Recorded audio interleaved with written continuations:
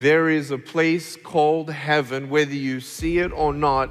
That doesn't change the existence of God's ultimate plan for our life.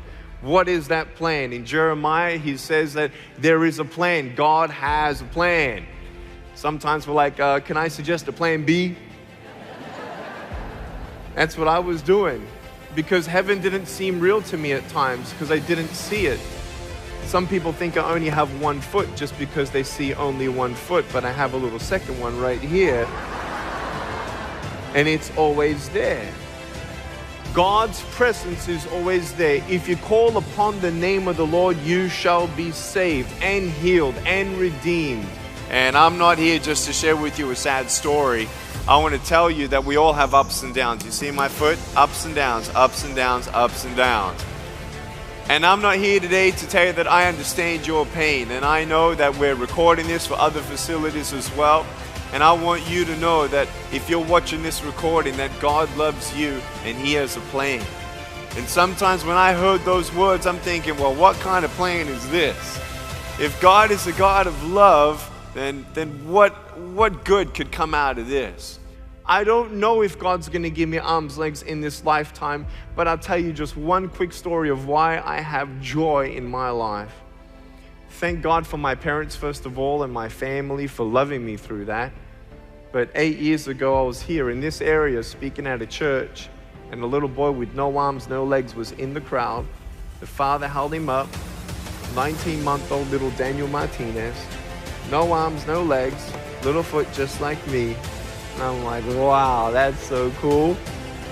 We're gonna wrestle later on. I got the father to bring him up on stage, and everyone was looking at him and people were crying. I looked at him, he's looking up at me with his big brown eyes and a big smile. When I looked at him, I remembered when I was at school, when I was getting teased, when I was getting bullied, when I felt alone, when I was broken, when I was depressed, to the point of an attempted suicide at age 10. I tried to drown myself in our family bathtub because I felt alone. I felt worthless, and I felt life was pointless. If there is no point to my suffering, then if God's not going to relieve my suffering, then I'll do it myself. But by the grace of God, I did not go through with that because of the love of my parents. But I thought one way of really seeing a miracle would be if God would send a limbless man to my school and talk to all these kids about bullying. That would have changed my life. That would be classed in my eyes as a miracle. Well, when you don't get a miracle, you can still be a miracle of God for someone else. It's that 15-foot radius around you, the people you come into contact with. People notice my smile. People notice when I look them in their eyes, they're like, what's a guy without arms and legs smiling about? Well, I love God, and He has set me free. The only cure to death is resurrection, and because I believe I'm living forever and ever and ever, not that just heaven is real, but Jesus is real to me now. He carries me when I cannot walk. And if God can use a man without arms and legs to be His hands and feet, then God can use you too. If God used my broken pieces, then God can use your broken pieces. If God caused a lame woman to walk in India in front of me, He can cause you to walk if you cannot walk. But let me tell you about the love of God for a second. This old woman in India, she looked about 144 years old. I mean, she couldn't close her mouth because she was that weak. She looked at me. She was trembling like this. And through a translator, we spoke to her. Where were we in India? In the red light district of brothel houses, 150 brothel houses where 10-year-olds are kidnapped and sold by their parents sometimes for $700. Forced into sex slavery. That's where we were going to preach the gospel, and we went into a home, and this old woman was sitting down on the floor. Her sister walks in and says, stop talking about your God. Stop talking about Jesus. Show me that He's real. Make this woman walk.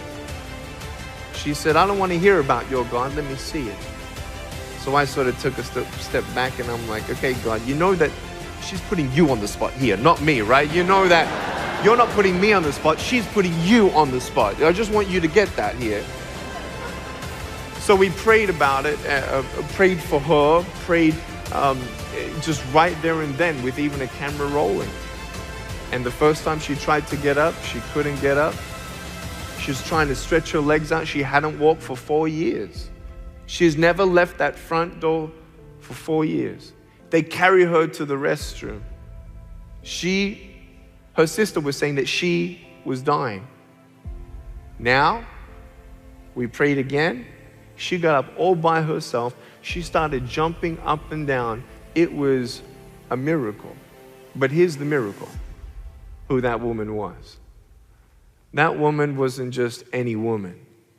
That woman was the one who started that whole red light district 45 years ago of organizing sex slavery, getting the pimps and the madams and the kidnappers and ruining and destroying thousands and thousands of girls' lives. And God healed her. God pursued her.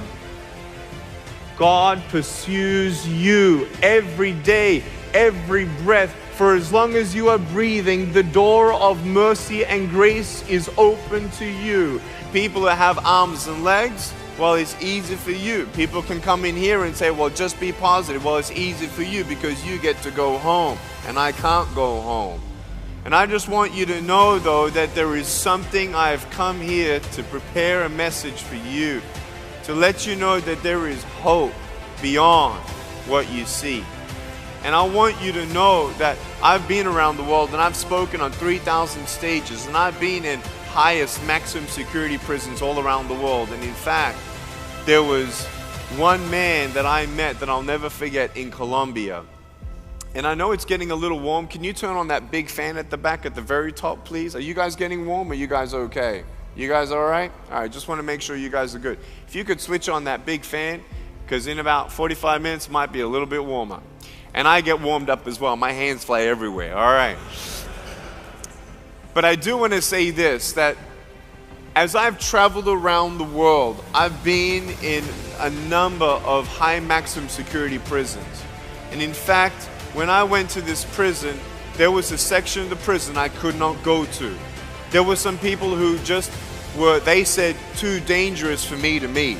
Now look, I'm not nervous to meet anyone. You know, my palms don't get sweaty. My palms don't get sweaty. My knees don't shake at all. And you know, when in life, we have things in life that come and we try to figure out, well, who am I and what am I doing? And what's my purpose? Is there any purpose at all to my life in the end? When I went to this maximum security prison, they said, Nick, we've done the speech, but you didn't meet a couple people. And I'm like, well, I want to meet them. They said, are you sure? They said, all right. So I went there and I was in my manual wheelchair. Someone was pushing me. I didn't have this cool little thing here. And I went up to the bars. And this guy and a couple guys next to him were looking at me while I was just sharing a couple things. You know what happened? Some guy reached through the bars and grabbed my shirt and pulled me forward. And I got a little scared. And everyone's like, hey, whoa, whoa, whoa, whoa. They were freaking out a little bit.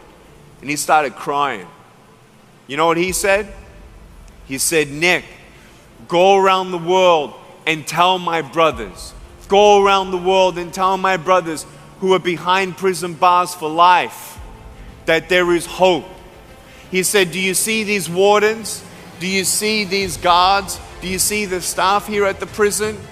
Nick, they get to go home. They get to have a home-cooked meal. They get to see their kids. But Nick, I look at them in their eyes and they don't believe in heaven.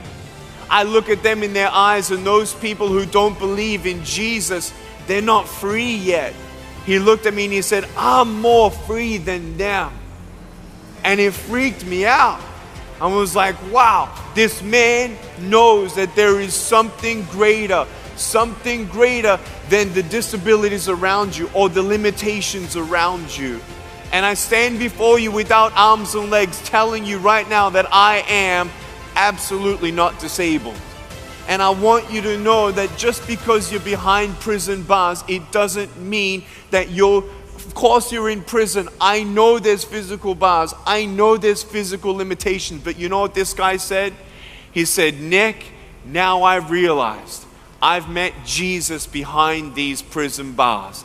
And now when I take my last breath here, I'm going home.